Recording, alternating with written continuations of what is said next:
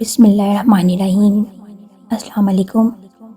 آج اس ویڈیو میں ہم آپ کو شب برات کی کیا حقیقت ہے، اس رات کو جاگ کر عبادت کرنا بدعت ہے یا اس کا ثواب ہے، اس رات میں رزق عمر کی تقسیم کی کیا حقیقت ہے، قرآن اور حدیث کی روشنی میں بتائیں گے، تو ویڈیو کو اینڈ تک ضرور دیکھیے گا۔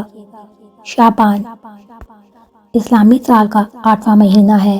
علامہ بدر الدین عینی فرماتے ہیں شعبان شب سے ماخوذ ہے جو کہ اجتماع کے معنی میں آتا ہے۔ بزرگوں کا ارشاد ہے اس مقدس مہینے میں خیر اور کثرت کا اجتماع ہوتا ہے، اسی لیے اسے شعبان کہا جاتا ہے۔ شعبان کی فضیلت اور اس کے احکامات کیا ہیں، حدیث کی روشنی میں بتائیں گے۔ نبی محمد مصطفیٰ صلی اللہ علیہ وآلہ وسلم کا ارشاد ہے رمضان کے لیے شعبان کے چاند کا شمار رکھو۔ جامع ترمذی ایک روایت میں ہے نبی محمد مصطفیٰ صلی اللہ علیہ وآلہ وسلم شعبان کا اتنا خیال فرماتے تھے کسی اور ماہ کا اتنا خیال نہیں فرماتے تھے۔ ابو داؤد آپ صلی اللہ علیہ وآلہ وسلم کو یہ بات بہت پسند تھی کہ شعبان کے روزے رکھتے رکھتے رمضان سے ملا دیں۔ آپ صلی اللہ علیہ وآلہ وسلم نے فرمایا شعبان کی بزرگی دوسرے مہینوں پر اس طرح ہے جس طرح مجھے تمام نبیوں پر بزرگی دی گئی ہے۔ حضرت انس بن مالک سے روایت ہے کہ نبی محمد مصطفیٰ صلی اللہ علیہ وآلہ وسلم کے بزرگ اصحاب شعبان کا چاند دیکھ کر قرآن پاک بہت زیادہ پڑھا کرتے تھے اور مسلمان اپنے مال سے زکوٰۃ بھی نکالا کرتے تھے تاکہ غریب اور مسکین لوگ فائدہ اٹھا سکیں اور رمضان کے روزے رکھنے کے لیے ان کا کوئی نہ کوئی وسیلہ بن جائے۔ حاکم لوگ قیدیوں کو بلا کر ان میں سے جو بھی حد جاری کرنے کے لائق ہوتا تھا اس پر حد جاری کرتے تھے اور قیدی جو باقی تھے ان کو رہا کر دیا جاتا تھا۔ کاروباری لوگ بھی اس ماہ میں قرض ادا کیا کرتے تھے، دوسرے جو کچھ وصول کرنا ہوتا تھا وصول کر لیا کرتے تھے۔ اس مہینے کی 15ویں رات کو بڑی فضیلت حاصل ہے۔ اس رات عبادت کرنا اور استغفار کرنے کی بھی بہت اہمیت ہے، جبکہ 15ویں تاریخ کو روزہ رکھنا مستحب ہے۔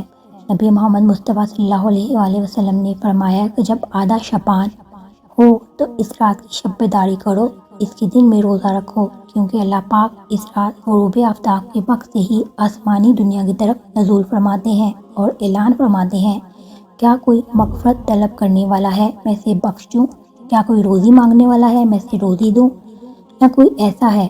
رات پر یہی رحمت کا دریا بہتا رہتا ہے یہاں تک کہ صبح صادق ہو جاتی ہے۔ ابن ماجہ کی ایک ضعیف روایت سے مروی ہے نصف شعبان کے بعد روزہ رکھنا خلاف فعلیہ ہے۔ نبی محمد صلی اللہ علیہ وآلہ وسلم نے فرمایا کہ جب شعبان آدھا ہو جائے تو روزہ نہ رکھو۔ ابو داؤد، ترمذی اور ابن ماجہ میں ہے۔ شب برات کی حقیقت کیا ہے؟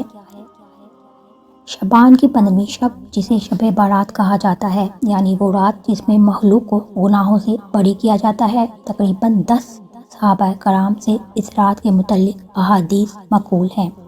حضرت عائشہ رضی اللہ تعالیٰ عنہا فرماتی ہیں کہ شعبان کی 15ویں شب میں نے نبی محمد مصطفیٰ صلی اللہ علیہ وآلہ وسلم کو اپنی آرام گاہ پر موجود نہ پایا تو تلاش میں نکلی، دیکھا کہ آپ صلی اللہ علیہ وآلہ وسلم جنت البقیع یعنی قبرستان میں ہیں۔ پھر مجھ سے فرمایا آج شعبان کی رات ہے، اس رات میں اللہ پاک آسمان کی دنیا پر نزول فرماتا ہے اور قبلہ بنی کلب کی بکریوں کے بالوں کی تعداد سے بھی زیادہ گناہ گاروں کی بخشش فرماتا ہے۔ ایک دوسری احادیث میں ہے اس رات میں اس سال پیدا ہونے والے ہر بچے کا نام لکھ دیا جاتا ہے اور اسی رات میں اسی سال مرنے والے ہر آدمی کا نام لکھ دیا جاتا ہے۔ اس رات میں تمام اعمال اٹھائے جاتے ہیں اور رزق بھی اتارا جاتا ہے۔ ایک اور روایت میں ہے اس رات تمام مخلوق کی مغفرت کر دی جاتی ہے سوائے 7 اشخاص کے، وہ یہ ہیں مشرک، والدین کا نافرمان، کینہ پرور، شرابی، قاتل، شلوار کو ٹخنوں سے نیچے لٹکانے والا اور چغل خور۔ ان 7 افراد کی بھی اس عظیم رات میں مغفرت نہیں ہوتی جب تک کہ یہ اپنے جرائم سے توبہ نہ کر لیں۔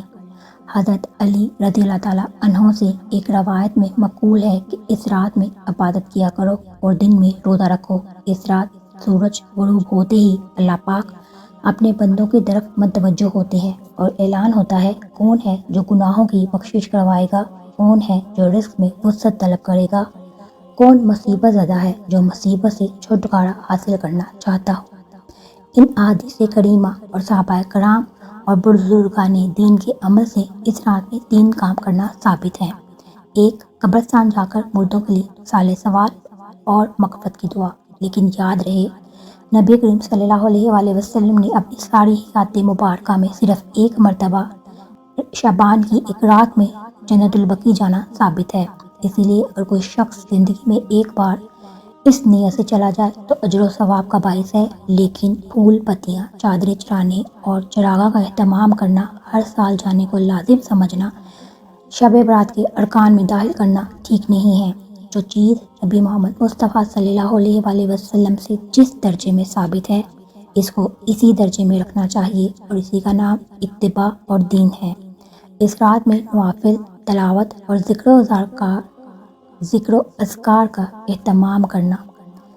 واضح رہے، نفل ایک عبادت ہے جسے تنہائی میں کرنا مطلوب ہے۔ یہ خلوت کی عبادت ہے جس کے ذریعے انسان اللہ کا قرب حاصل کرتا ہے۔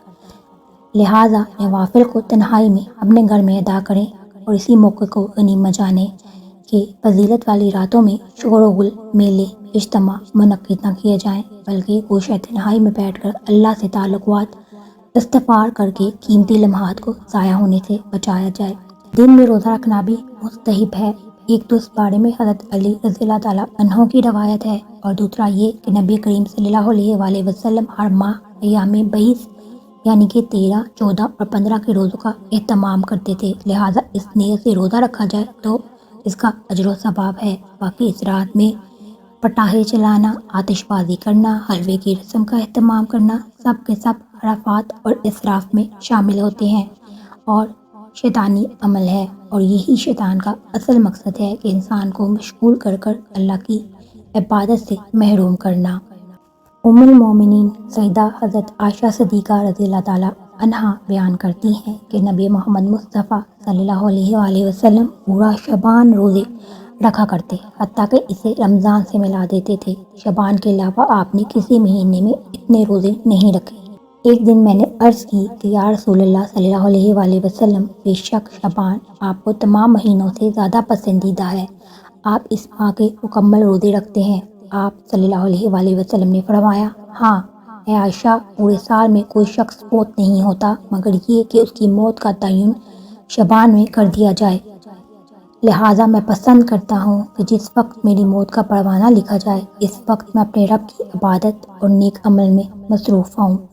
حضرت عائشہ صدیقہ ہی بیان فرماتی ہیں کہ نبی محمد مصطفیٰ صلی اللہ علیہ وآلہ وسلم نے فرمایا، کیا تم جانتی ہو اس رات میں کیا ہے؟ میں نے عرض کی، یا رسول اللہ، اس رات میں کیا ہوتا ہے؟ آپ نے فرمایا، اس رات میں آئندہ سال میں اولاد آدم میں پیدا ہونے والے ہر بچے کا نام لکھ دیا جاتا ہے، آئندہ سال اولاد آدم میں وفات پانے والے ہر شخص کا نام لکھا جاتا ہے، اسی کے اعمال اٹھائے جاتے ہیں اور اس میں رزق زمین پر اتارا جاتا ہے۔ حضرت عثمان بن الخنس بیان کرتے ہیں کہ نبی محمد مصطفیٰ صلی اللہ علیہ وآلہ وسلم نے فرمایا، شعبان سے شعبان تک عرصہ حیات کے اختتام کا فیصلہ کر دیا جاتا ہے، حتیٰ کہ ایک شخص شادی کرتا ہے، اس کی اولاد پیدا ہوتی ہے، لیکن اس کا نام فوت ہونے والوں میں لکھا جا چکا ہوتا ہے۔ حضرت عائشہ صدیقہ رضی اللہ تعالیٰ عنہ بیان کرتی ہیں، انہوں نے نبی محمد مصطفیٰ صلی اللہ علیہ وآلہ وسلم کو فرماتے ہوئے سنا، اللہ تعالیٰ 4 راتوں میں خیر و برکت کے دروازے کھول دیتا ہے، عید الاضحیٰ، عید الفطر کی رات، 15 شعبان کی رات، اس میں زندگیاں اور رزق لکھا جاتا ہے۔ اسی رات میں حج کی سعادت پانے والے ہر خوش بخت کے نام کا اندراج کیا جاتا ہے، اور چوتھی رات یوم عرفہ کی رات ہے، اذان فجر تک۔ اسے امام سیوطی نے بھی ذکر کیا ہے اور کہا ہے، اسے خطیب بغدادی نے بھی بیان کیا ہے۔ حضرت عطا بن یسار بیان کرتے ہیں، نبی محمد مصطفیٰ صلی اللہ علیہ وآلہ وسلم شعبان سے بڑھ کر اور کسی مہینے میں نفلی روزے نہیں رکھا کرتے تھے، اسی لیے اس مہینے میں ان لوگوں کی اموات کا فیصلہ لکھا جاتا ہے جنہیں اس سال دنیا سے جانا ہوتا ہے۔ اسے امام سیوطی نے بھی بیان کیا ہے اور اسے ابن ابی شیبہ نے بھی روایت کیا ہے، یہ حدیث مرسل ہے۔ اسی طرح کی روایات میں حضرت عطا بن یسار سے بھی مراوی ہے کہ ابن ابی الدنیا نے بھی اسے روایت کیا ہے کہ جب شعبان کی 15ویں رات آتی ہے تو ملک الموت کو ایک کتاب دی جاتی ہے اور اسے کہا جاتا ہے جس کا نام اس کتاب میں ہے اس کی روح قبض کر لو۔ بے شک کوئی بندہ درخت پر لگ رہا ہو یا شادی کر رہا ہو یا عمارت تعمیر کر رہا ہو، اس کا نام لکھا جاتا ہے، لیکن ان میں سے بہت سی احادیث ضعیف بھی ہیں، جیسا کہ بیان کیا گیا ہے کہ قرآن پاک اس کے خلاف بیان کرتا ہے جو کہ مرکوزہ روایات سے ہے۔ بے شک اللہ تعالیٰ فرماتا ہے سورہ قدر میں انا انزلنا فی لیلۃ القدر، بے شک ہم نے اسے ایک برکت رات میں اتارا، بے شک ہم ڈر سنانے والے ہیں۔ اس رات ہر حکمت کا کام کرنا جدا جدا فیصلہ کیا جاتا ہے۔ پھر اللہ تعالیٰ فرماتا ہے انا انزلنا فی لیلۃ القدر، بے شک ہم نے اسے قرآن کو شب قدر میں اتارا ہے۔ یہ اللہ تعالیٰ کی خاص عنایت ہے کہ بعض مبارک اوقات کی محبت اللہ تعالیٰ نے اپنے بندوں کے دل میں ڈال دی ہے، باوجود اس کے کہ اللہ تعالیٰ کی عنایتیں ہر وقت انسان کے ساتھ شامل حال ہیں، لیکن پھر بھی دیکھتے ہیں کہ جمعے کا اجتماع عام نمازوں سے زیادہ ہوتا ہے۔ رمضان المبارک میں مسلمانوں کی توجہ زیادہ ہوتی ہے بنسبت اور مہینوں کے۔ اسی طرح خاص اہمیت کی راتوں میں ہم اللہ تعالیٰ کی زیادہ عبادت کرتے ہیں اور ہماری رغبت بھی زیادہ ہوتی ہے نسبت عام راتوں کے۔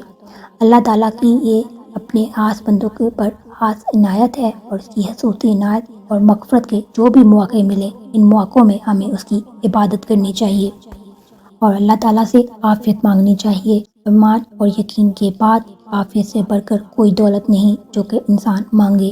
جن پریشانیوں میں ہم مبتلا ہیں اور جن میں مبتلا ہو سکتے ہیں، ان سب سے اللہ تعالیٰ کی ہمیں مدد مانگنی چاہیے اور اپنے حق میں مکمل ایمان کی دعا کرنی چاہیے اور اللہ کی رضا طلب کرنی چاہیے۔ اللہ پاک ہمیں بخشے اور ان تمام مبارک راتوں کے صدقے ہمارے تمام کبیرے اور صغیرے گناہوں کو بخش کر ہمیں اپنے نیک بندوں میں لکھ دے اور ہماری دعاؤں کو قبول فرمائے۔